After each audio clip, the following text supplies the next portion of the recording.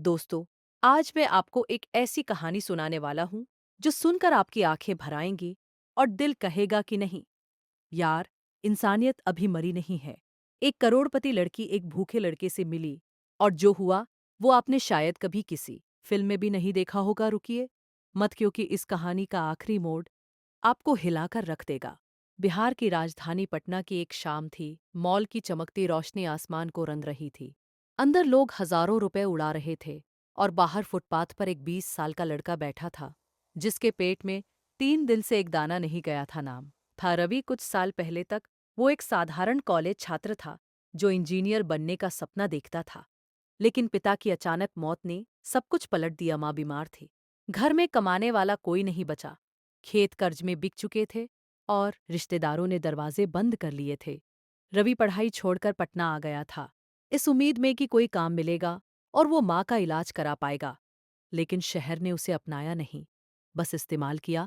कभी ठेकेदार पैसे दिए बिना भगा देता, कभी पूरे दिन की मेहनत के बाद खाली हाथ घर लौटना पड़ता।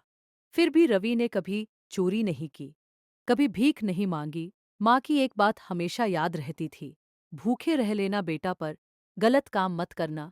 उस शाम रवि के पास 1 रुपया नहीं था, शरीर में ताकत नहीं थी, आंखों के सामने अंधेरा छा रहा था।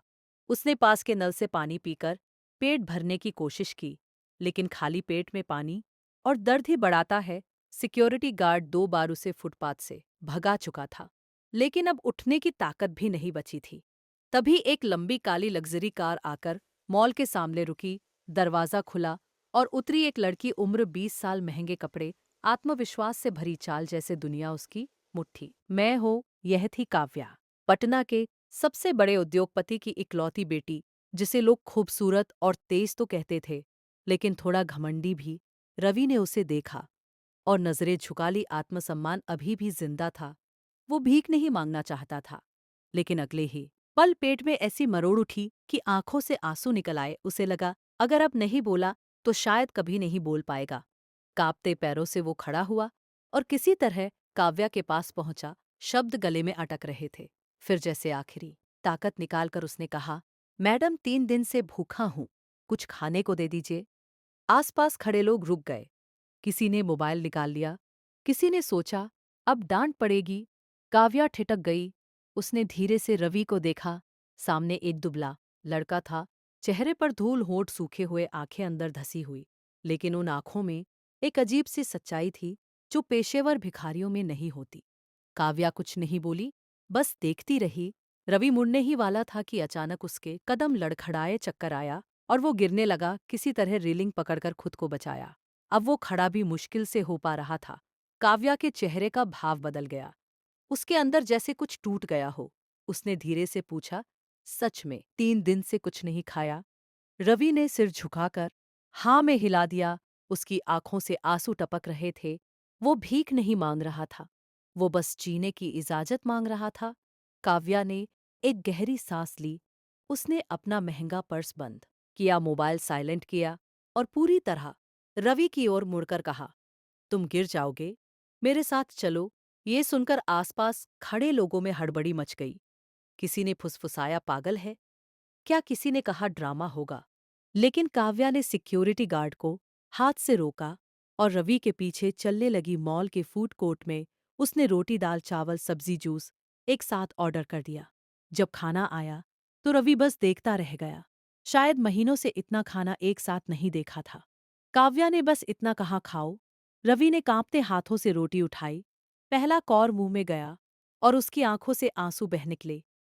वो रोता रहा और खाता रहा। दाल गिर रही थी, हाथ कांप रहे थे, लेकिन वो रुक नहीं सकता था।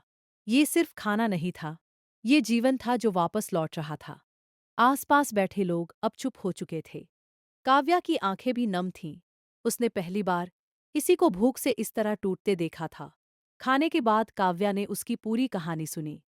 पिता की मौत, माँ की बीमारी, पढ़ाई का छूटना, शहर में मिला धोखा, और वो एक जवाब जिसने काव्या का दिल हिला दिया। जब उसने पूछा, भीख क्यों नहीं मांगी? पहले रवि ने सिर झुकाकर कहा, माँ ने मना किया था। काव्या का गला भर आया। उसने उस रात एक फैसला किया, रवि को अपने घर ले गई। पिता ने विरोध किया, लेकिन काव्या ने एक बात कही, जिसने सब बदल दिया। पापा, जिस दिन माँ अस्पताल के बाहर थी, उस दिन भी किसी ने संस्थान नहीं दिखाया था, बस दरवाजे बंद कर दिए थे। पिता चुप हो गए। रवि के लिए कमरा दिया गया, खाना दिया गया, डॉक्टर दिखाया गया, और धीरे धीरे काम और पढ़ाई का रास्ता भी खुला। रवि ने हर काम ईमानदारी से किया, हर मौके को दोनों हाथों से थामा, और फिर वो दिन आया जब काव्या के पिता की कंपनी संकट में आ गई। सब कुछ डूबने लगा। पुराने नौकर छोड़ गए, पैसे वाले दोस्त गायब हो गए, लेकिन रवि नहीं गया। उसने निवेशकों से बात की, अपमान सहा, दरवाजे बंद मिले, फिर भी हार नहीं मानी, और आखिर में एक नई साझेदारी मिली, जिसने डूबती कंपनी को बचा लिया। जब यह खबर पहुंची, तो काव्या के पिता की आंखों से आंसू बह निकले। उन्होंने रवि का हाथ पकड़कर कहा, आज समझ आया, उस दिन काव्या एक भूखा लड़का घर नहीं लाई थी, वो हमारा भविष्य लेकर आई थी।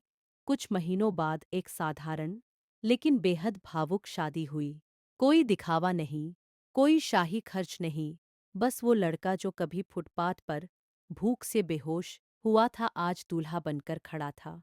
और वो लड़की जिसने उसे बचाया था, आज उसकी जीवन साथी बन रही थी।